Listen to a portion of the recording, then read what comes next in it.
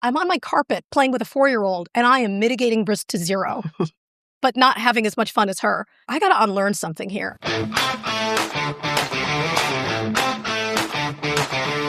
Welcome back to Season 2 of Leadership In. Last season, we explored how leaders show up. This season, we go even deeper into the decisions, challenges, and moments that define leadership in advertising, media, and tech. I'm Greg McDonald. And I'm Geoff Wallenitz. This season, we want to know more about the senior leaders and the moments that tested them, the decisions that define them, and what it really means to lead in an industry that never stands still. We're thrilled to welcome Pooja Midha, board member, advisor, and exec-in-residence at LUMA Partners. She's run large national sales teams at Viacom and Disney ABC TV, run the whole business at Truax, and then took those talents to Comcast as general manager of Comcast Advertising. Absolute badass, incredible friend and colleague, Pooja Midha. Welcome. Thank you so much. Let's get started. Let's do it. Okay, so we haven't changed anything about this question from last season, which is, tell us what you do. So when you go to a dinner party and you have to explain what it is that you do and have done over your career, how do you do that? First of all, if it's a good dinner party, hopefully this is not the first thing we talk about. It's sort of at the end of the night, people are like, oh yeah, what do you do, by the way? But, right now what I tell people is I've spent my whole career in media, advertising, and ad tech. And right now I'm taking a little pause and doing mostly board and advisory work and spending time with my wonderful family and on myself while I think about what I want to build next. Okay, very succinct. And so given the advisory that you do now, what are the types of things you're dipping in on as you think through what advisory looks like? So, given my background, I'm sure you could imagine like things that people really do focus on with me are things like revenue strategy, overall business strategy, also transformation, because that's been a really big theme throughout my career, especially the last 2 general management roles. Everybody's figuring out what they're going to do with AI. How are they going to leverage it? How is it going to hit their business? That's a topic. I can't tell you I'm an expert on that. Nobody is. And if they tell you that, I would be suspicious. We talk a lot about that. You want to think through that with diversity in the room in terms of experience, viewpoints, backgrounds. That's a conversation in a lot of places that I am at. A lot of it also is just general management. How are you going to lead this organization? What is your narrative going to be internally and externally? How do you organize the work and organize the story in a way that makes sense and gets things done? So all of it just sounds like, how do you get from X to some multiple of X, right? In all the facets. Yeah, I'm working with some smaller companies that are just in a place of looking to really take what they've figured out and now get it ready to move at scale and happen at scale, which is really different than doing it in a smaller sort of crucible of innovation. Totally. And then there's other companies that are really well established that know exactly what they're doing and who they are and have scaled customers, scaled distribution. And they're thinking about how are we going to maintain our competitive edge into the future? How are we going to innovate to stay ahead of the competition? How do we make our business more efficient within this big structure that we have, given the world keeps changing? So who opened the first door for you when your career got started? How did that go? First of all, I have been very lucky. I've had a lot of doors opened for me, and that is something I'm constantly grateful for and also focus on, because I feel like it is my job at this point, having experienced some success, to make sure I'm sending the elevator back down and opening the door up for other people. But the very first person that opened the door to this industry for me is a woman named Michelle Evenson, and she was a phenomenal just human being and also leader. I met her when I was an intern. So my internship program had a dinner. This was when I was going into my junior year. So I was far from graduation even. And it was a dinner for all the interns and sponsors in the program. She was a sponsor from another company, Dow Jones, who had her own intern. And my boss/sponsor was not available. She couldn't be around. She was traveling on a business trip. But I still made it to the dinner. And for whatever reason, a lot of people bailed out. I don't know what the circumstances were, but it ended up being a more intimate dinner than it was originally planned to be. So there were probably 8 of us around the table. We had a fantastic dinner. And I just remember meeting this woman and thinking, my God, she was so aspirational. She was smart. She was sophisticated. She was deeply human and warm. She was curious. She was kind. She was giving us lots of insights and telling us amazing stories. And she had this very cool sounding job. Years later, I'm graduating and I see a job I'm not qualified for remotely in the Wall Street Journal, in the classifieds. And I thought, what the hell? I've printed out a bunch of my resume, dating myself here with how old I am. Totally. I was like, let me send it in. What's the worst that could happen? And I remembered her because she worked at Dow Jones, which was the company advertising publisher of the Wall Street Journal. And she had this cool job. I wrote to her. She remembered me. Because I said to her, hey, I applied for this job. I know I'm not qualified, but I remember talking with you. I remember our conversation. I would love to understand as I'm graduating how I could eventually work in this sort of a role, and I'd love to reconnect.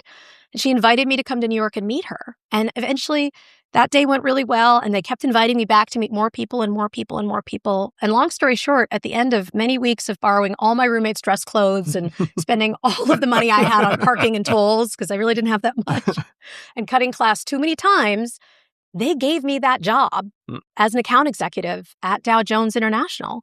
And so she opened the door for me. She took a chance. I think she was probably like, what's the worst that's going to happen? We can pay this woman very little. Right. And if she's not very good, we can get rid of her. And she was known for this. She had a really good eye for talent. And she was someone that was willing to take a risk on talent. And I'm forever grateful to her for that. Oh my God, that's incredible. And you were certainly feeling like you weren't qualified, but they disagreed. So like, what do you think they saw in you in the course of all those interviews? It's a great question. I'm not completely sure. I do remember one thing, which is they were impressed with the story I told them about what some of my sales experience. I'm going to put that in air quotes. So at that point, I was an international student, and the only job you could get as an international student was working at the university. And the university's only thing they were hiring for was calling alumni and asking for donations. If anyone ever calls you, if you're listening to this, and asks you for a donation, you don't have to give them money, but be kind to them. Okay? They're human. So anyways, It was an hourly wage. It was very straightforward, but they did give out the odd bonus for this or that. After getting enough people hanging up on me and being really cruel to me over the phone, I just decided there's got to be a better way to do this job. And I started to realize there was a pattern in the data, which is that if you found the sheets that had more info filled in, this person married someone from the school, this person was on the football team, this person was in this fraternity, this person was in this society, the more info that was filled in about them, those people were nicer, or they would actually talk to you because they probably had more fond memories of the school, a better, more emotional connection. And so I was like, okay, I'm going to just call those people. So instead of just grabbing a stack of sheets, I would go through and I would choose those sheets very carefully while everybody else got started. Then I got a little smarter. And then I started reading the school paper when I got there for 10 minutes, figuring out what was new at the school that maybe I wasn't totally plugged into. Then I would go looking for my sheets. Then I would start making calls. So I'd be like, hey, you were on the swim team. Did you know we absolutely just swept the Patriot League? Oh, is Coach so-and-so still there? No, it's Coach so-and-so now. But anyways, and I was chatting with this person now, and it was a lovely conversation. And that ended up really working for me to the point where I kept winning the award, not for the most gifts. I kept winning the award and the bonus for the biggest gifts. And then after enough months of this happening, they made me get up and teach everybody what I had figured out. And I was kind of annoyed I had to tell my secrets. Because I was like, there go all the good leads. Totally. But the pattern in the data, I think the tenacity and the I'm going to figure out a way to get this done, I think that was something they liked. So, first of all, ingenious. One of the things that I think I've known about you for a long time is that you have this ability to, in real time, kind of dissect a situation, figure out the things that are important to that. And I think that's, among other things, what makes you a really good salesperson. You had just this incredible entry into the business. And so you start working at Dow Jones International. So that's early in your career. Can you think of, during that time, or maybe even shortly thereafter, a piece of advice that's stuck with you that you feel like's either been very right and you've kind of taken with you along the way, or I would say more interestingly, wildly wrong that you've been like, I've taken it with me because I never want to do what that person told me? Ooh. So I got the job, but you realize once you talk your way into a job like this, you're like, sale of a lifetime. I got these guys to put me in this job that I'm wildly unqualified for. Was now what do I do? Like, how do I not get fired? Right. At some point, they're going to figure out I have no clue what's going on here. Like the first time I sold something, and they said, we're going to send the insertion order. I was like, excellent. And I was really excited. And I put the phone down and I'm like, I have no idea where that comes in, how that happens, what that looks like. Just no clue. Of course. And then it was like, how am I going to find this out without looking like an idiot in front of all my coworkers? So the first thing that I actually learned there, which wasn't advice given me, was just to be a very, very good listener and ask lots of questions and just really listen. Listen to the customers, listen to the people around you, listen to what they're saying and telling you, also listen to what they're not saying and read into that what you need to. But the best piece of advice that I picked up back then wasn't right when I first started, but it was when I first became a manager, which was actually pretty shortly thereafter. I actually went into sales management just a couple years into my job there, which is its own thing. And then I was supervising people that were much more experienced than I was and had been in the business a lot longer than I had. And were kind of like, why is this kid my boss? So there was definitely a bit of that. Yeah. And one of the things that I realized is that the good advice is you become successful by making other people successful. So if you're in sales, that could be your customers, it's your coworkers around you, even if they don't report to you, it's your boss, make them look good, it's your boss's boss, it's the department head who called for help but isn't in your department. Just if you do that, everything else mostly takes care of itself because one, you learn more, you build more connections, you build allyship, you also come to understand things you wouldn't otherwise. You also build champions and you kind of create this inevitability around yourself that's very real and very tangible. I realized that my role in managing these people wasn't to tell them what to do, it wasn't to check their homework, it was to help them be really successful. And as long as they saw me as a tool that was going to make them really successful and help them be better, help them get whatever it was they needed to go get more sales, then they were like, fine, be here. Great. I love having you on my team. I love having you there. Treat me with respect and like the adult that I am, but help me be better, help me be more successful. That was a big aha for me. I'm noticing a fairly big, I don't know if I call it a trend, but I've had more requests in the last 3 months of people who are fundraising, who are looking to get connected with money. And it's a space I haven't really been exposed to, but I also see a lot of people who haven't been exposed to it either and are out in market looking for money and looking for support. Can you talk a little bit about that and what advice you'd have for folks? The first thing I would tell you is that I am not a banker. I'm an operator. And so I'm learning right now. One of the best things about being an EIR at LUMA is that I get to hang out with Terry Kawaja and Connor McKenna and all the smart people on that team. And I'm just learning by watching, learning by asking questions. So I don't know if I'm the best person to answer that question is the first thing that I would just tell you right here. And that's one of the reasons I wanted to do this, right? Just to understand the way they look at businesses and the way they think about the humans that they back and the businesses that they get involved with. So I just hesitate to tell you what the secret sauce is or what the best advice is, but I would go back to the things that I think about. Because I came up on the sales track and through the revenue world, that is my orientation to most things about business. So similarly, you have to think about if you're going to go and try and raise, you have to be really clear on your story. It's the same as selling any product. Your business is the product here. Your vision is the product. The unique value of what you can create or do or your process around it is the product. So you have to be very clear on the story. I think you need to be able to tell it in a compelling way. And I think you need to be able to demonstrate that we have something unique, that we have something differentiated. And I do think to an extent that you're swimming with the tide, right? There is ebbs and flows of where there is opportunity in our business. And as always, you want to put yourself so that you're swimming with the tide and not against it. And I think that that's the first thing. The second thing is, if you're trying to raise money, the person with the money is essentially your customer. So what is it that they want? What is it that they need to feel confident investing in you, which is the same as buying a product from you? And if you think about that, they're looking for credibility. They're looking for demonstrated success. If you've never done it before, then what can you tell them? Like my terrible story about raising alumni money. That makes them think, okay, you haven't done this, but you've done something akin to it that gives me confidence in what you're saying.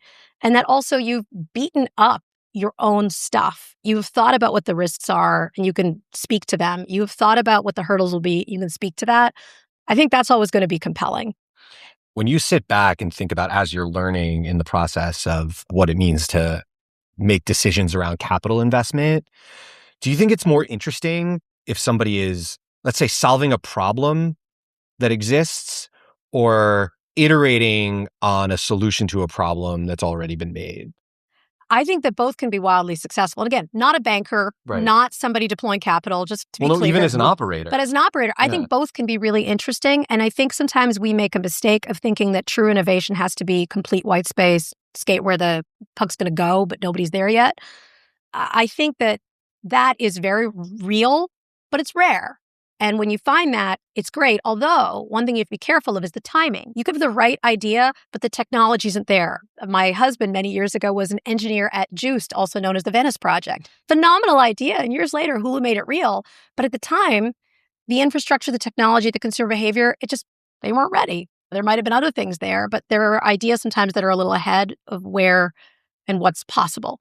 I also think, on the other hand, you can find incredible innovation and value and like real business in just taking a process that exists and making it smarter, faster, better, more efficient, more efficacious. And sometimes we sort of dismiss that as not as exciting. But from a business standpoint, I think it's incredibly exciting. That's really interesting.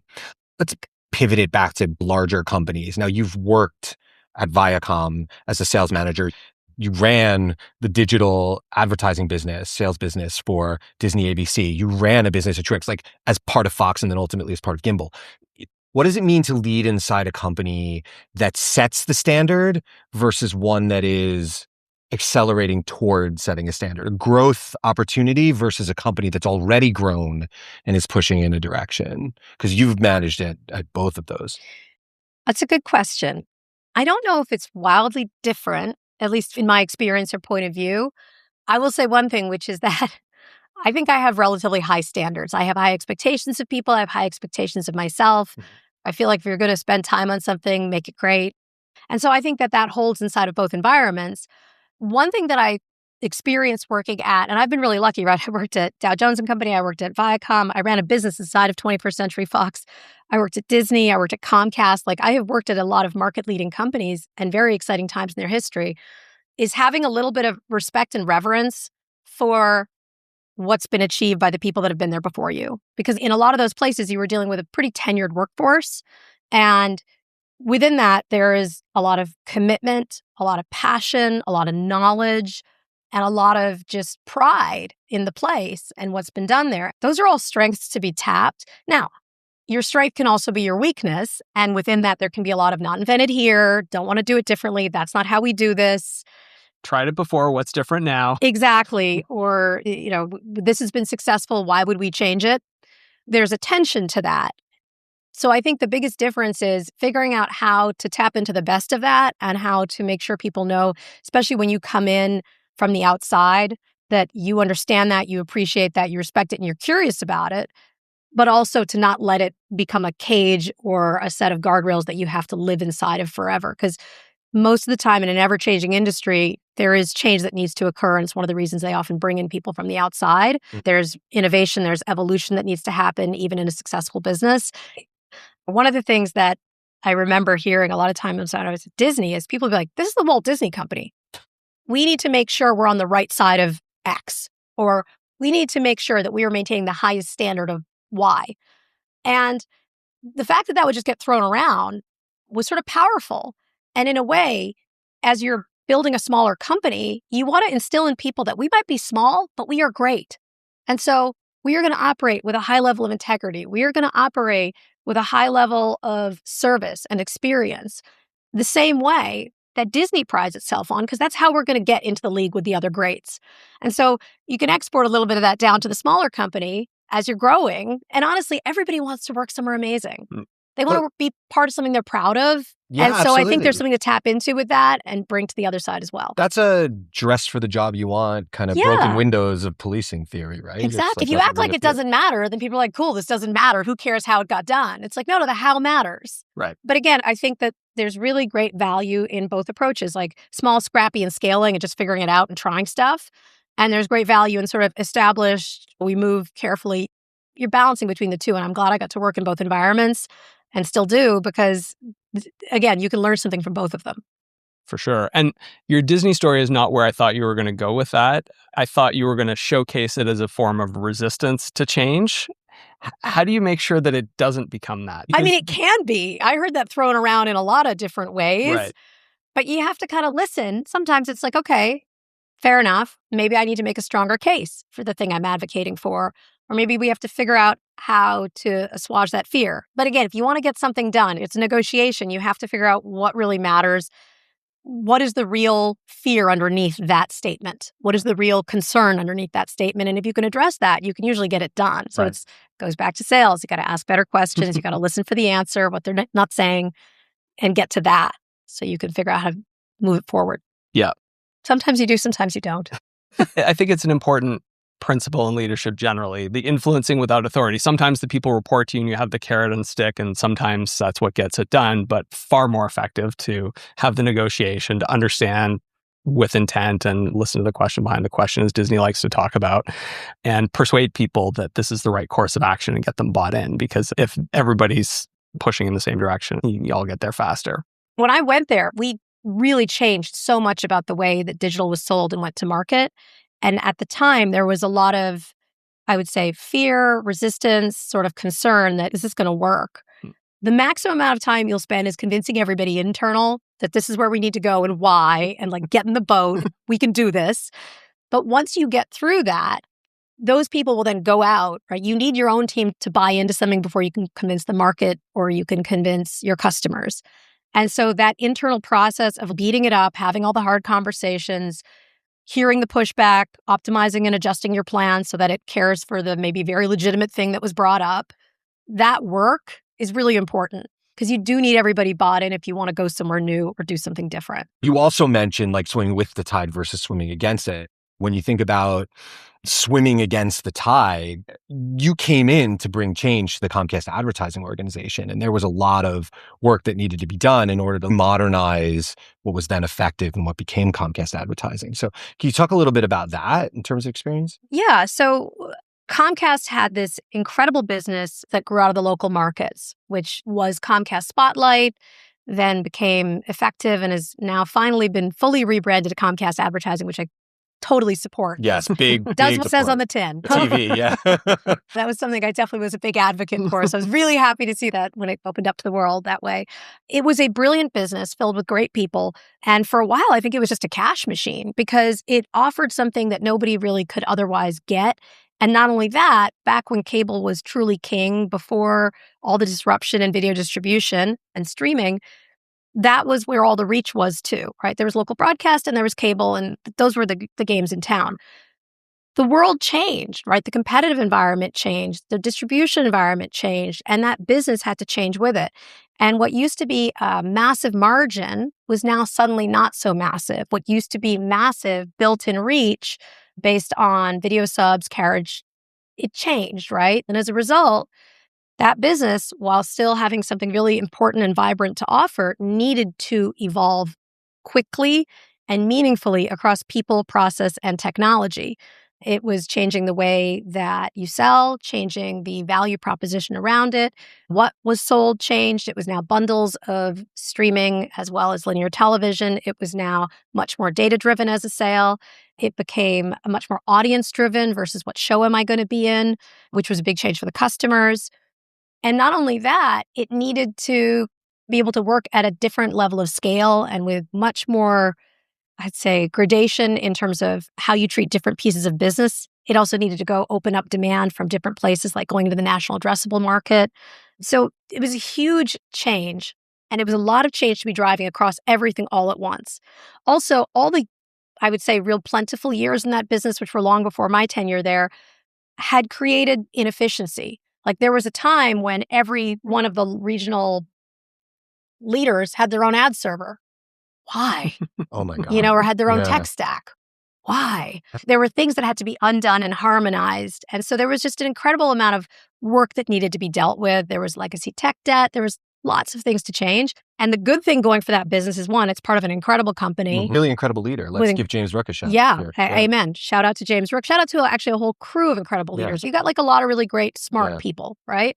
And so they had leadership that was like, we need to address this. We need to do something differently. We need to help this business transform. And there was a lot of clarity around that. And that work began before I started. I just got to come in and put my oar in the water with the team. And it continues now. And they are getting it done. But it is a big transformation. And to be doing that while continuing to serve customers, continuing to innovate, continuing to go out there, compete and win in the marketplace, it's not a small task. Yeah, you're making a lot of incredible points there. But there's that, how do you drag a legacy business into the new age? And then on top of that, how do you do that while still demonstrating value to Wall Street at a large public company like that? Just speaking of capital investment. And then also, how do you continue to do that as people who are used to doing something a certain way need to then evolve their own thinking? Getting to your last point, just people to adopt new ways of working or a new way of doing something. It really comes down to a couple things. One, everybody needs to understand the why.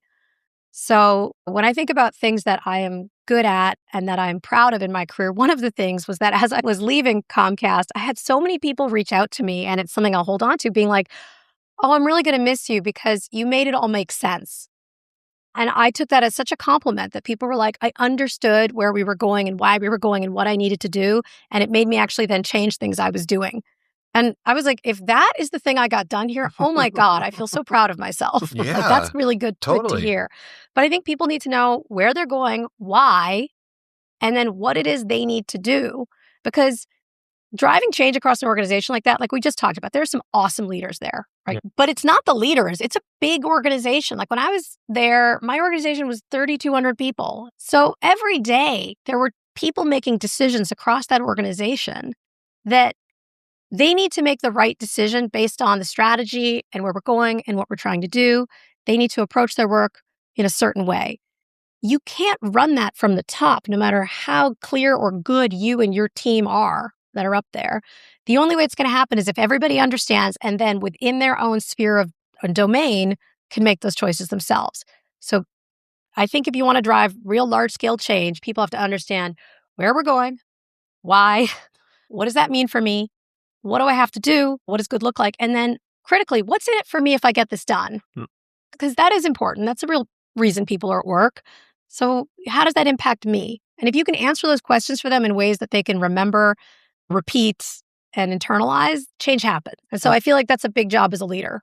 It's a big job. And then also making sure that they understand that you want them and need them to make those decisions. Yeah, that they're part of it. That like, listen, the ship isn't turning itself. Right. Like, we all have to put our oars in the water. Don't wait for me. Yeah. Yeah. I mean, that gets to the point of a big part of the job is also empowering people. Yeah, absolutely. Your career reads like somebody who continued to choose the harder problem as you went along, which is really cool. You went big companies, we've talked about that. You went back out to a startup and then back into big companies. What was it that pulled you back? You don't seem like somebody who chose the safer path at any point, but what made you choose those?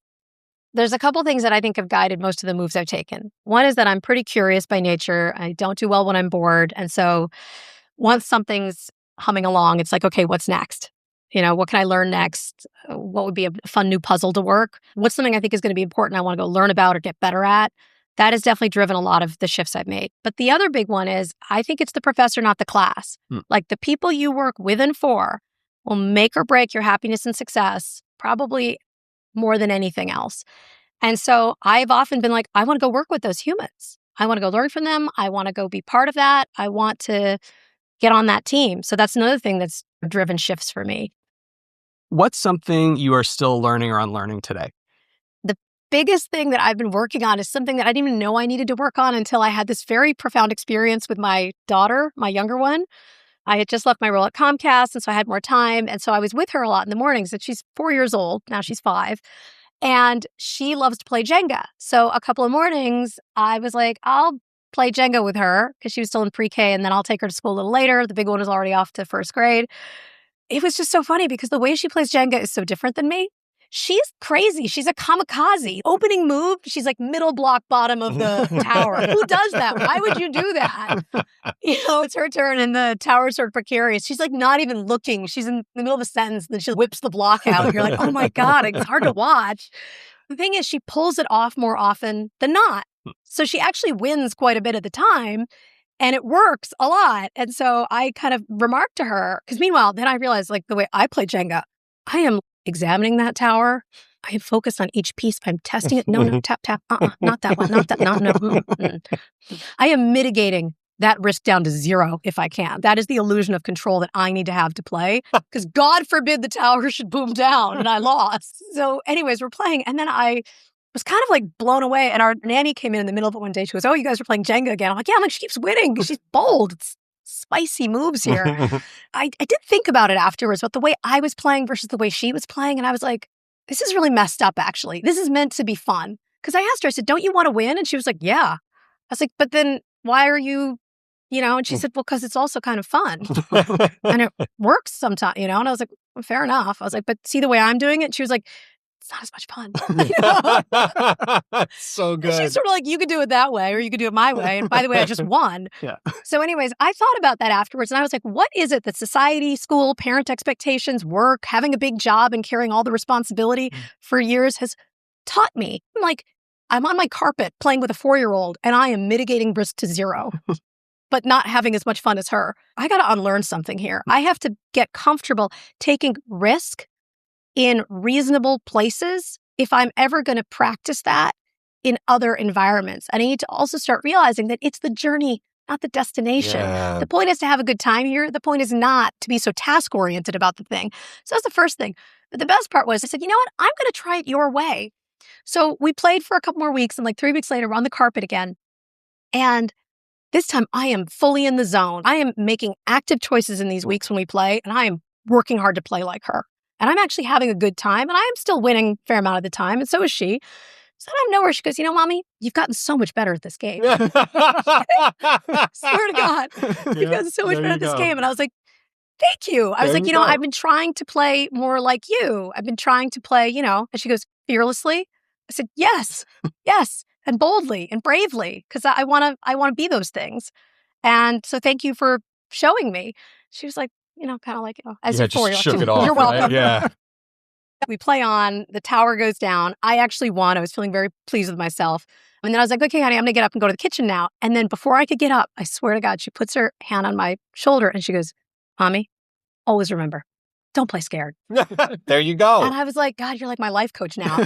But I have to tell you, there is something really important that I think we all lose as we go up in leadership and take on more and more responsibility.